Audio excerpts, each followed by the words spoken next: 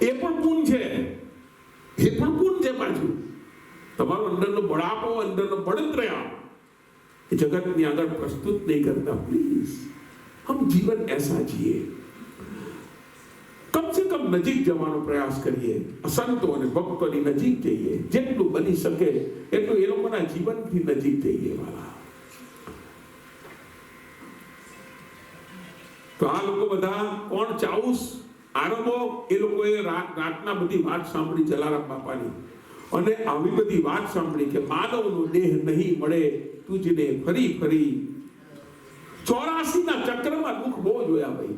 આપણે જીવન આપણું જે છે ને, લખ 84 લાખ યોનીમાંથી ફરતા ફરતા ફરતા 93,99,999 આપણે જન્મ લીધા.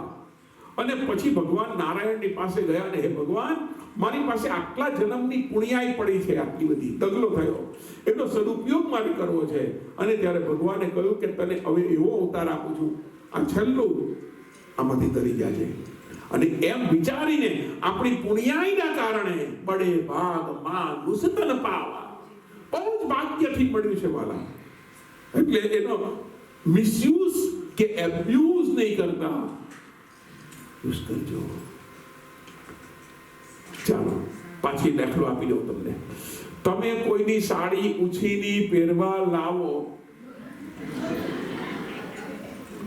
અને પછી પહેરી માણી, પ્રસંગ પૂરો થયો, પછી કરચલી વાળી અને ગંદી કરીને તમે પેલીને પાછી આપવા જાઓ તો એ બોલ્યા વગર એક સમય લઈ લેશે, પણ બીજી વાર તમે લેવા જાઓ તો આપે?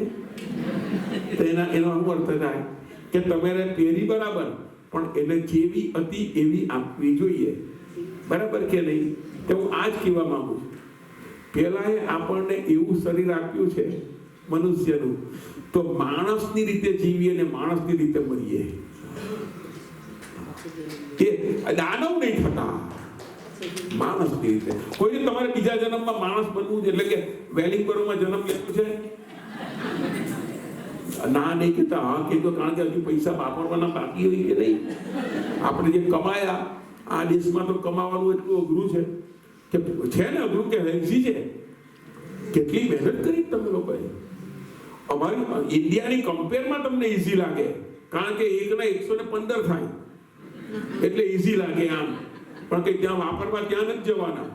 એ તો તમારે અહીંયા કેરી ખાવી હોય તો અમારા ઇન્ડિયાના 2000 રૂપિયાની બહાર જ આવે. અમે ત્યાં તો 2000 રૂપિયામાં 3 મણ કેરી ખાઈને ઊંધા પડી ગઈ જાય.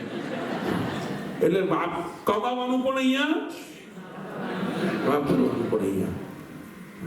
800 પાઉન્ડની તમારે તો મોર્ગેજ ભરવાની આવે. અમારે 70,000 માં તો 4 પરિવાર સુઈ જાય ખાઈને. સેવાનું નથી. અહીંયા તો જીવવા કરતા તો મરવાનું અઘરું. અહીંયા તો 3,000 થી તો ચાલુ થાય પેટી, 3 લાખ ની તો પેટી આવી. પછી દીકરો કે મારા બાપા તો લિમોઝીનમાં જ જાય, તો લિમોઝીન મંગાવી, એના બીજા 5 થયા, 3 ને 5 8 થયા. ને દક્ષિણા બક્ષિણા આ ને તે ને 12મું 13મું કરીને 10 પર ગાડું પહોંચે. 10 થાય ને, 10 એટલે 10 લાખ થાય ને. ઇન્ડિયાના 10 લાખ રૂપિયા. ઇન્ડિયાના 10 લાખ. અમારે ઇન્ડિયામાં તો 5,000 માણસ જાતે લાકડા લઈને હુઈ જાય આટલા લાખ રૂપિયામાં. 10 લાખમાં તો અલા એક મરે અહીંયા. તો જીવવા કરતા તો મરવાનું અઘરું. અમારે 10 લાખમાં કેટલા પરિવાર તો ઓલું થઈ જાય નહીં. એટલે મૂળ વાત, એટલે તમારે મરવું હોય તો ક્યાં આવજો? મારા પિતા જગત તૈયાર થયા. 84 લાખના એ ચક્રની અંદર आप हमने बहुत सी यातना, बहुत से दुख सहे हैं.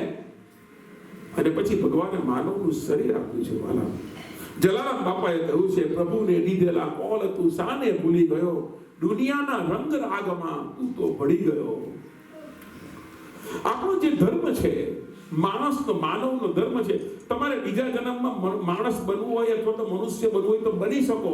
ખાલી એટલી શરત છે, ભગવાન કહે છે, માણસ તરીકે જીવજે ને માણસ તરીકે મરજે. આપણે માણસ તરીકે જન્મ તો લીધો, પણ પછી ક્યાં માણસ છે? જુઓ, ધીરે ધીરે કરીને આપણું સ્તર છે ને, માણસનું, માનવનું સ્તર તોડી નાખ્યું. એના જે ગુણધર્મ છે, એના જે નીતિ જે છે, નીતિ ચૂકી ગયા. હંમેશા યાદ રાખજો સાહેબ. એટલે ભાગવતની અંદર પાછી ધ્રુવજીની જે કથા આવે એને થોડી મમડામાં કે ધ્રુવજીને ત્યાં એમ કે છે ઉત્તાનપાદને બે હોય છે પત્નીને, એક સુરુચિ ને એક સુનીતિ. તો બધાને રુચિ ગમે, નીતિ કોઈને નહીં ગમે. જેમ ઉત્તાનપાદ જીવને શું ગમી છે? રુચિ ગમી છે. ઇન્દ્રિયોને પોષવાનું ગમે આપણને, પણ નીતિની વાત આવે તો એ અગિયારસ થોડી હું કરું, મને તો ખાવાનું જોઈએ. સાચું બોલવાની વાત આવે તો હું થોડો સાચું બોલું. બધાને રુચિ ગમે છે. નીતિ રાખજો, આગળ વધવું.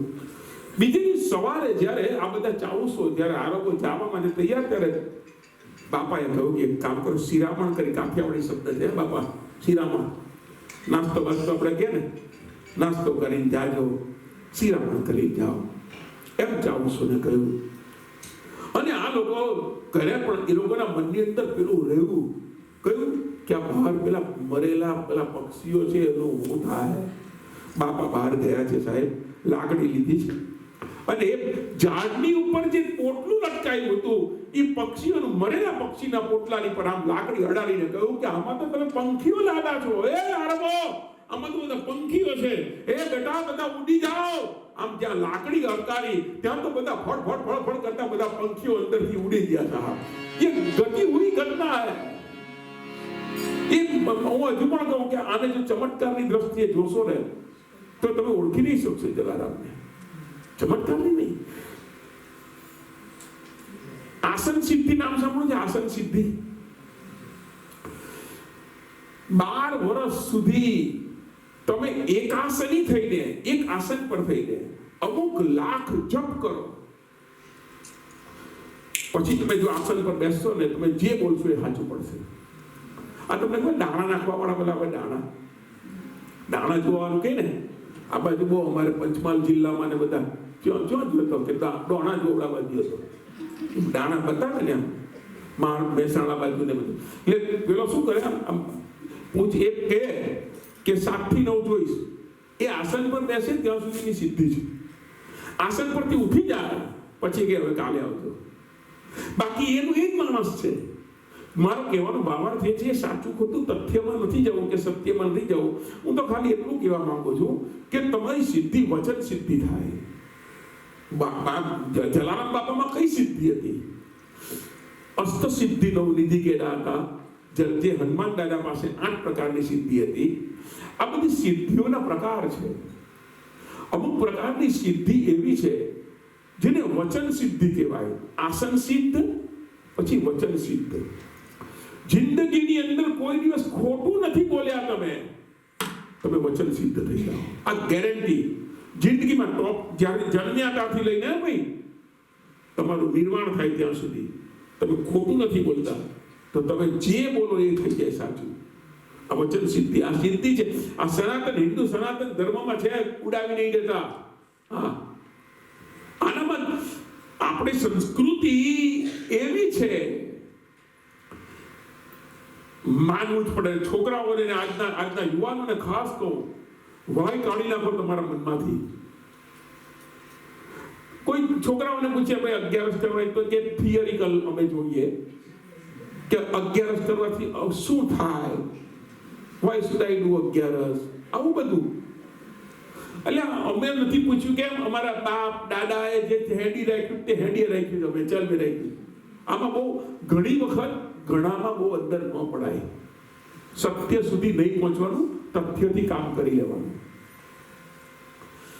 તમારી માએ જે દિવસે તમે જન્મ્યા તે દિવસે એમ આંગળી બતાવીને કહ્યું આ તારો બાપ, ડીએનએ ટેસ્ટ કરાવવા ગયા?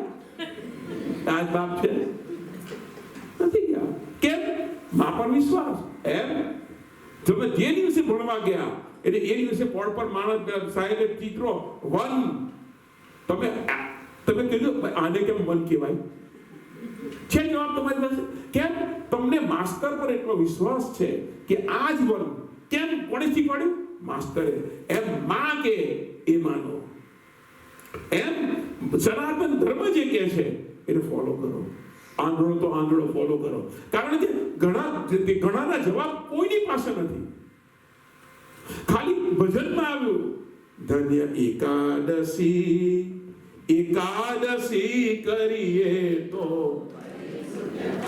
હવે મને કયો, જેટલા એકાદશી કરી પૂછજો, જાવ ઉપર જાય વૈકુંઠમાં ગયો. અમુક પ્રકારે શ્રદ્ધાથી કામ થાય. બાળકોને ખાસ વિદ્યામાં હા અમુક જે જાણવું જોઈએ છે કે એક્ઝેક્ટલી જાણવા જેવું છે એની પર લોકો બાળકો વિચાર નથી કરતા. નથી જાણવું એવા સવાલ કરે જે બાપને નહીં ખબર હોય, એવા સવાલો કરીને ઉભા રહે. અને એટલા માટે વિદ્યાર્થીઓને બાળકોને જે આજના યુવાનો છે એને, કારણ કે અમુક વાત એવી હોય કે તમારા મનની અંદર આવે જ નહીં. ભાગવતની અંદર કથા આવે છે જામવતી, સાંભળી છે ને? જામવતી કોની દીકરી હતી? જાંબવાનની. હવે આ જાંબવાન કયો? જે ત્રેતાયુગમાં હતો ને, જાંબવાન ત્રેતાયુગમાં ભગવાન રામની સાથે જે જાંબવાન, એ જાંબવાન દ્વાપર યુગના અંત સુધી જાય જીવ્યો. હવે તમે કહો છો કે આટલું લાંબુ તો કોઈનું જીવન હોતું હશે? હજારો વર્ષ જીવ્યો છે એ માણસ. અને તમને એ પણ કહું, એ જીવ્યો એની પાછળનું કારણ તમને કહીશ તો તમને હસવું આવશે. જાંબાને ભગવાન રામને કહેલું કે હે ભગવાન, મારે તમારા જેવા શક્તિશાળી સાથે યુદ્ધ કરવું છે. ત્યારે ભગવાન રામે કહ્યું કે અરે તું તો મારો મિત્ર થાય, હું તારી સાથે લડી નહીં શકું. પેલો કે રાજાંબા મારે લડવું જ છે, ને પણ તમારી સાથે. ત્યારે ભગવાને કહ્યું કે બેટા એક કામ કર, અત્યારે ત્રેતાયુગ ચાલે છે, હમણાં નહીં, હું દ્વાપર યુગમાં તારી સાથે યુદ્ધ કરીશ. તે જાંબાની ગુફા પોરબંદર થી 12 કિલોમીટર દૂર છે. એ 12 કે 20 કિલોમીટર દૂર છે જાંબાની ગુફા આજે પણ. તો એ જાંબાની ગુફામાં ભગવાન સેમંતક મણિ શોધવા માટે ગયા હતા ને જાંબાની સાથે 28 દિવસ યુદ્ધ કરેલું. હવે 28 દિવસ પછી જાંબાને યાદ આવ્યું કે ભગવાન આ દ્વાપર યુગમાં પણ મારા જેવો શક્તિશાળી કોઈ નથી, તો આ મારી સાથે લડે છે ને મરતો નથી, એ કોણ? પછી યાદ આવ્યું કે આ તો મારો રામ, જેણે મને વચન આપેલું ત્રેતાયુગમાં. હવે ત્રેતાયુગનો વ્યક્તિ દ્વાપર યુગ સુધી જીવે, આજનો કયો બધા છોકરા ઉભા થઈ જાય કેવી રીતે જીવ્યો? એમ જ પૂછે. માનો સાહેબ, એ જમાનામાં એવું આયુષ્ય હતું. મતંગ ઋષિએ સબરીને એમ કહ્યું, સબરીએ બહુ સેવા કરી મતંગ ઋષિની, ઓકે. અને પછી જ્યારે મતંગ ઋષિ સ્વધામ જવાના હતા ત્યારે સબરીએ કહ્યું કે ગુરુજી, મારે પણ તમારી સાથે આવવું છે તમારી સેવા કરવા માટે. મતંગ ઋષિએ ખાલી એમ કહેલું કે બેટા, તે મારી આટલી બધી સેવા કરી છે એટલે તારે આવવાનું નથી, પણ તને ભગવાન રામ દર્શન આપવા સામેથી આવશે, જા. આ ગુરુએ ખાલી આટલું કહ્યું ને, આ ડોશી કેટલું જીવી યાર.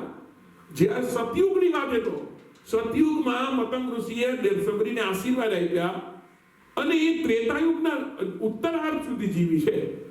તો તમે છોકરાઓ માને જ નહીં. આપો હનુમાન દાદા હોય તો એલિફન્ટ ગોડ, એલિફન્ટ ગોડ છે ને હનુમાન દાદા, ગણપતિ દાદાને ને મંકી ગોડ કે. છોકરાઓ બાળકોને પ્લીઝ અમુક વસ્તુમાં મોટાઓને પણ કહું, મોટાઓને તો ખાસ કહું તમને કે તમે જે કરશો એ છોકરાઓ કરશે. તમે જે કહો એ નહીં કરે, પણ કરો છો ચોક્કસ કરશે. તમે નિયમ બનાવો ઘરની અંદર અમુક પ્રકારના કે આ વસ્તુ આટલી થવી જ જોઈએ, તમે જે કરશો છોકરા જુએ છે. આજનો યુવાન એના મા બાપને જુએ ને કરે છે. તમે મોબાઈલ રહીમાં કરશો આખો દિવસ, તે રમવાનો તમે કહી પણ નહીં શકો. તમે કહો તો એ મુશ્કેલ શું કરે? તમે નિયમ કરી દો અમુક પ્રકારે. હું મોબાઈલની વાત નથી કરતો કે યુઝ પર આધાર છે તમારો, પણ કોઈ પણ કર્મ તમે કરશો છોકરાઓ જોશે. જીવન એવું રાખો. અને એટલા માટે જલારામ બાપા એને જગતને બતાવ્યું કે આવું કરવું જોઈએ. પેલા ચાઉસ એ લોકો પણ ખુશ થઈ ગયા અને કહે છે એ જ વખતે રાજકોટથી ઘોડેસવારો આવ્યા. અને રાજકોટથી ઘોડેસવારો આવી અને પૂછ્યું છે જલારામ બાપાને કે અહીંયા તમારા આશ્રમની અંદર કોઈ ચાઉસો આવ્યા છે આરબો? તેણે કહ્યું કે હા આવ્યા છે. અમારા રાજકોટના દરબારે કહ્યું છે, ઠાકોરે કહ્યું છે કે બધાને જુનાગઢ નથી જવાનું, જલારામ બાપા કહ્યું કેમ? કારણ કે એ લોકોએ 25 રૂપિયા માંગ્યા છે, અમારા ઠાકોર 30 રૂપિયા આપવા માટે તૈયાર છે. જલારામ બાપાના આશ્રમમાં આવવાથી એટલે સંતોના સાનિધ્યમાં રહેવાથી પણ ફરક પડશે. સંતોનું સાનિધ્ય સાહેબ, અમારા પુરીત મહારાજે લખ્યું, સંતોના શરણા ને અમીના ઝરણા મૂરડા બેઠા કરશે રે. મરી ગયેલાઓને પણ, તો મરી ગયેલા એટલે કે આમ ઉપર ગયા એમ નહીં, પણ આ ઘણા માણસો જીવતા મરેલા જીવાની થાય. હા, જીવન આખું નિરસ બનાવી દીધું. જે ડિપ્રેશન જે છે એ કેટલું બધું છે, અને એટલા માટે નિરાશ કોઈ દિવસ બધાને જ ઇક્વલી. અહીંયા યુવાન વર્ગ જે છે એ પણ બહુ જ નિરાશ, ડિપ્રેશન, થોડુંક કઈ થાય, બીજું સહન શક્તિ નથી રહી. યુવાનોની અંદર પણ સહન શક્તિ નહીં, અને કોઈમાં સહન શક્તિ આપણે અત્યારે ઇક્વલી તમારે એમ જોવા જઈએ ને તો જે પ્રોબ્લેમ જે છે ને તે એક તો ઈગો તો હતો જ, વર્ષોથી હેડ્યો આવે છે. તો વાય શુડ આઈ ડુ અને why should I give up? મારે કેમ કરવાનું, પહેલા મારે કેમ છોડવાનું?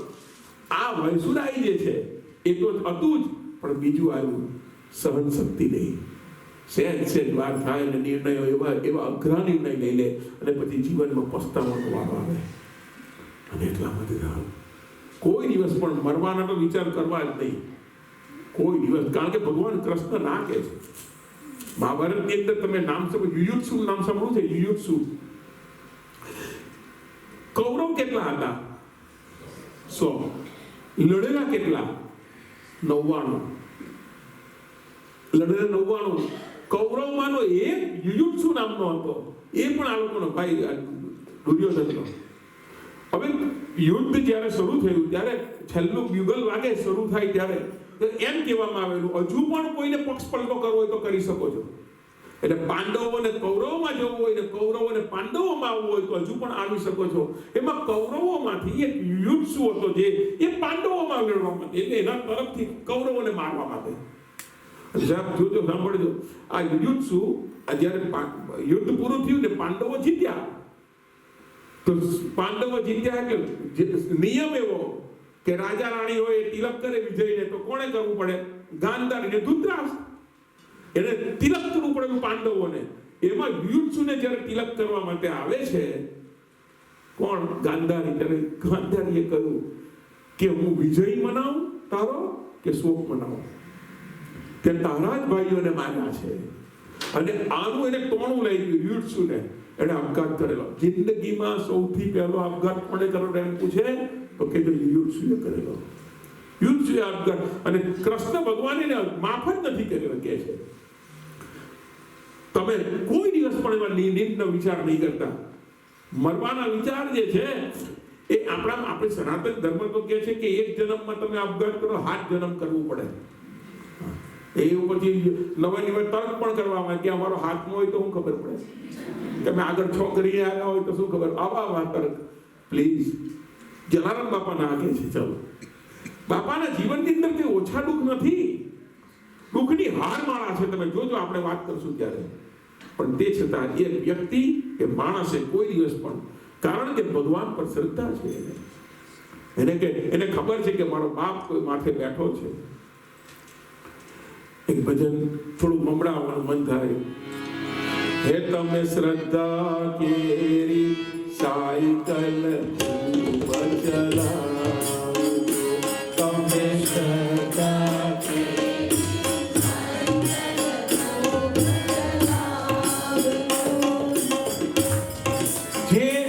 હવેથી જે પણ કોઈ ભજન નહીં ગાય એને બાજુવાળાના સમ.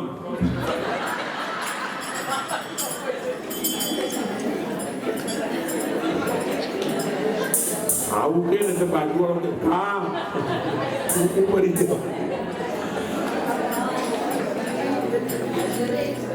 એટલે પ્રેસ્ટનમાં મેં હમણાં જ કોઈ કથામાં કહ્યું કે હું પ્રેસ્ટનમાંથી આમ ચાલતો તો કયા વર્ષે તે બાજુમાંથી BMW ગઈ.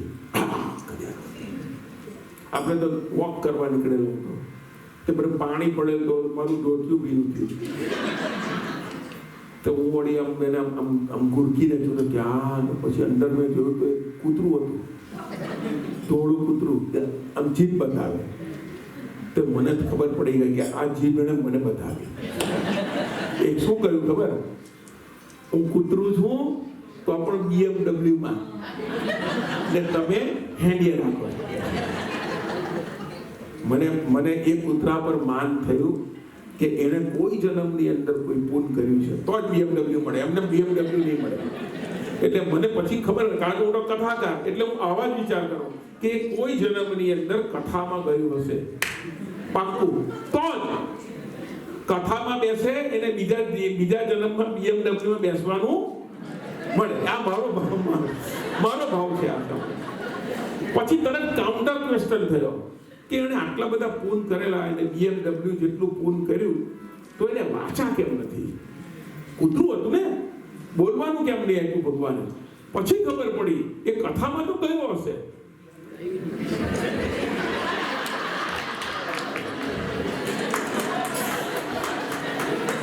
સમજણ પડી ને તમને? તમે શ્રદ્ધા કેરી સાયકલ ખૂબ ચલાવજો. તમે શ્રદ્ધા કેરી સાયકલ ખૂબ ચલાવજો. પુણ્ય પેડલ પર પગલા દઈને, પુણ્ય પેડલ પર પગલા દઈને ગભરું જોર લગાવજો. સાયકલ ખૂબ ચલાવજો. તમે શ્રદ્ધા કેરી સાયકલ ખૂબ ચલાવજો. બાઇસિકલ આવે છે, શ્રદ્ધાની સાયકલ, એમાં પેડલ પર કયા પગલા પડવાના? અમારો રામ ભગત કહે છે પુણ્ય પેડલ, પુણ્ય કરતા કરતા